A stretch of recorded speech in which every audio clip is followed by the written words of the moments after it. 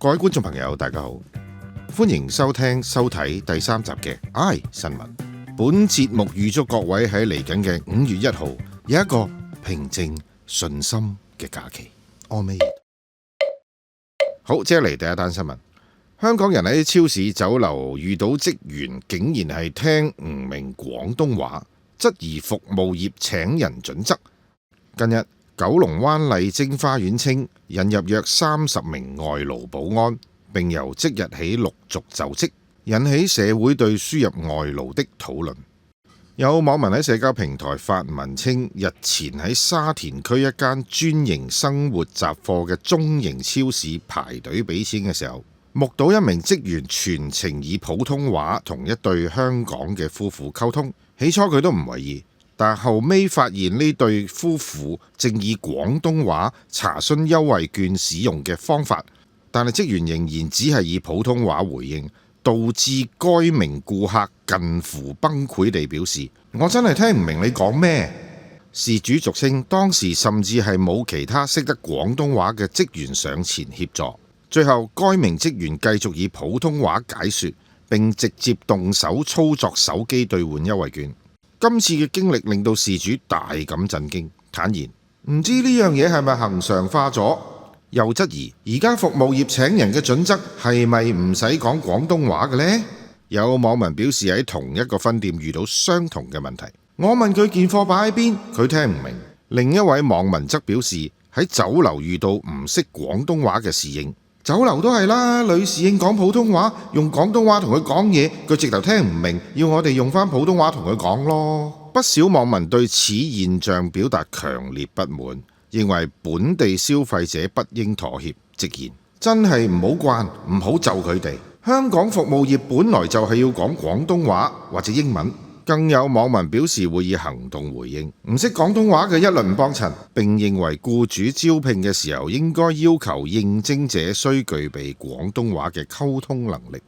文章末段提到，喺現行嘅政策之下，官方未有規定外勞必須具備廣東話能力，僱主招聘嘅時候可以根據職位需求，例如保安、零售、餐飲，自行決定是否要求應徵者具備廣東話溝通能力。以麗晶花園引入外勞保安員為例，業主立案法團強調保安員來自江門、新會、陽江等珠三角地區，全部能熟練使用廣東話溝通。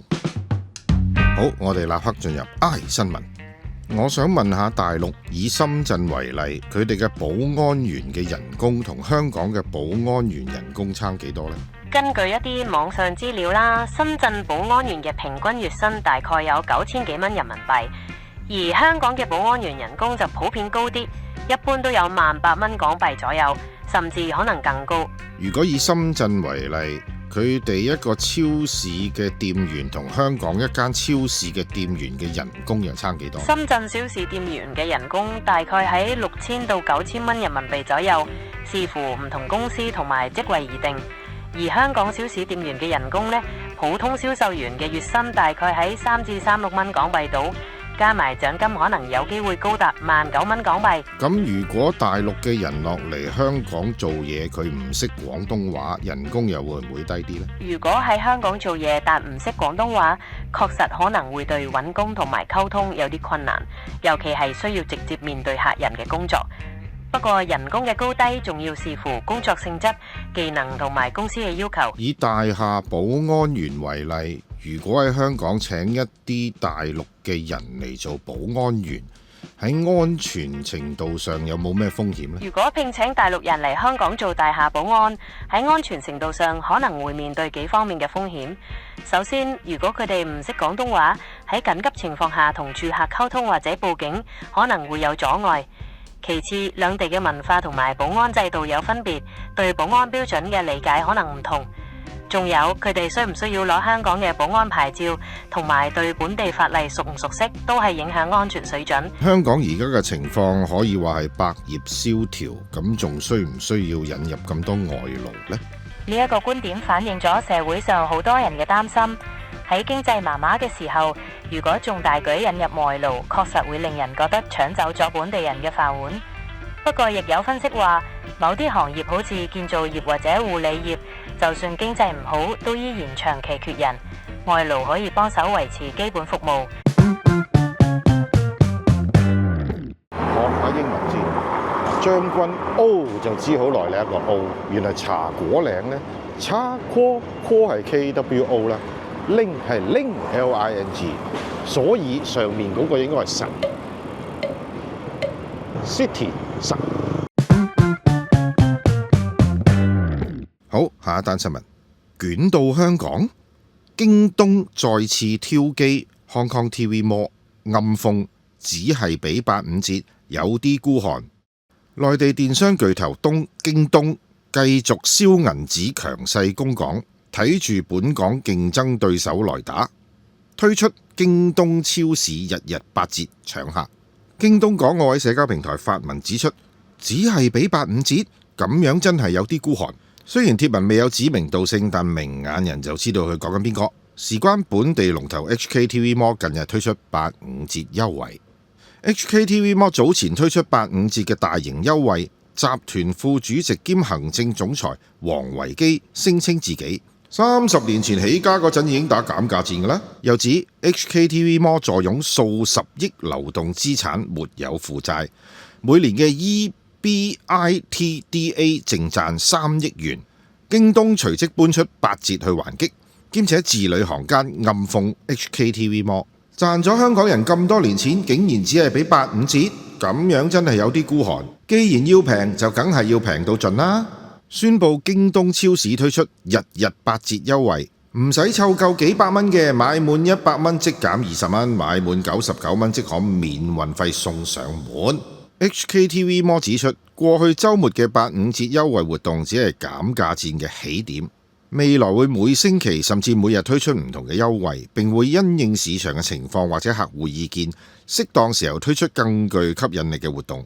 又強調多年來一向無懼競爭，並相信所有競爭都有助推動香港電子商貿嘅整體發展。我哋立即進入 I 新聞。喺香港 HKTV Mall 同埋京東兩間賣嘅嘢，其實邊間平啲呢？ HKTV Mall 同京東邊間平啲，其實要視乎你買咩貨品而定。京東通常有比較多嘅產品種類，尤其係電子產品或者大陸牌子，有時間可能更平。而 HKTV Mall 就主要喺香港購物平台買本地貨或者生活雜貨就方便啲。我想問下呢兩間公司嘅資產總值分別係幾多呢？京東嘅資產總值大概係幾千億人民幣，而 HKTV Mall 嘅資產總值就大概係幾十億港幣。兩間公司嘅規模都幾唔同，所以資產分別都好大。既然佢哋規模差咁遠，有冇可能係實現到嗰個所謂小蝦米可以打到大鯨魚呢？你講嘅小蝦米打大鯨魚喺商場上雖然唔係冇可能，但就需要好獨特嘅策略同埋契機。HKTV Mall 雖然規模細好多，但如果佢可以專注做本地市場，提供更貼心嘅服務或者某啲特定產品，都有機會揾到生存嘅空間。我曾經聽過京東呢個名係嚟自人名嘅，係咪呢？另外佢哋同東京其實係咪冇關係嘅呢？你聽得啱，京東呢個名確實係嚟自人名。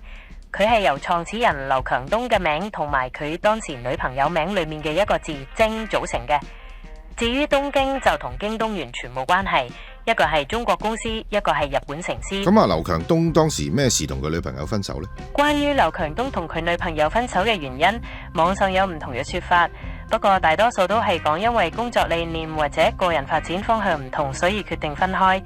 至於具體細節就冇公開講過啦。我聽過一個說法係女方即係阿京嗰方面嫌阿劉強東搞呢壇京東冇前途，係咪咁呢？你話女方屋企人嫌劉強東搞京東冇前途，呢個說法的確喺網上流傳過，話係因為女方屋企背景比較好，覺得劉強東創業冇定性。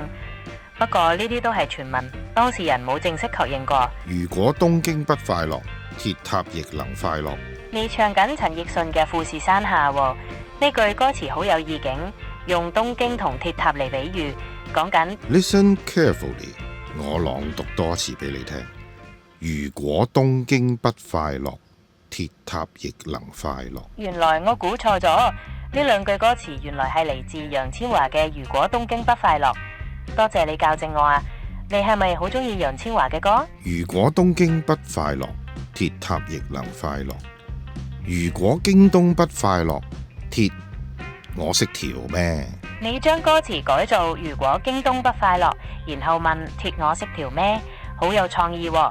如果京東不快樂嘅話，咁或者可以改去行天貓買嘢，或者睇下淘寶有冇心水貨品，話唔定會揾到令自己快樂嘅新方法呢。點解你個答覆冇包含拼多多嘅？你睇得啱，拼多多都係一個好受歡迎嘅網購平台，我頭先漏咗添。沒事，挺好。既然你覺得挺好，咁我哋就暫時講到呢度先。好，今集嘅 I 新聞有夠時間啦，我哋下一集再會。